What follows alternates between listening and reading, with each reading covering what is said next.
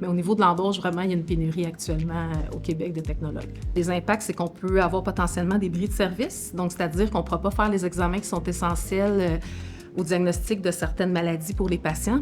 Il y a des patients aussi qui ont déjà des diagnostics, qui vont avoir besoin de faire des examens qui vont être essentiels pour faire des opérations, des chirurgies et tout ça, pour qu'il y ait une continuité dans la trajectoire de soins de ces patients-là.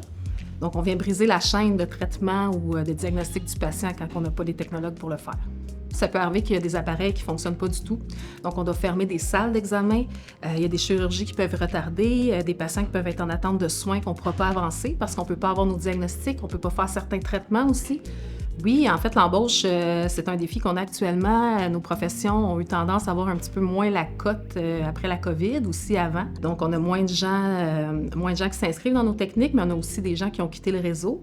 Donc, c'est un défi là, de faire rayonner notre profession puis montrer à quel point on a des défis intéressants, on a des techniques aussi qui sont en constante évolution.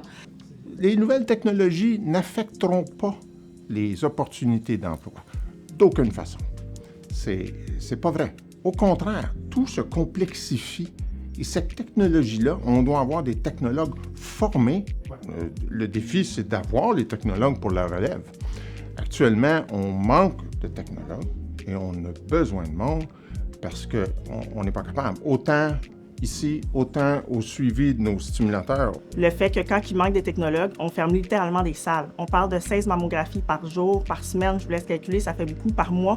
Donc, on accumule facilement des mois de retard. Le technologue est vraiment au cœur des traitements, il est vraiment au cœur des diagnostics aussi. Si on nous enlève notre cœur, il n'y a plus rien qui fonctionne. Toutes les hémodynamiques de notre corps s'arrêtent. Il n'y a plus de vie aussi sans cœur.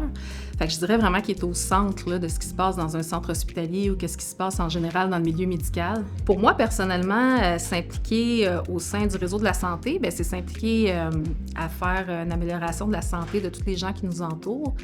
C'est de mettre la main à la pâte aussi pour voir les choses s'améliorer. C'est vraiment une belle fierté là, pour quelqu'un de participer à ça.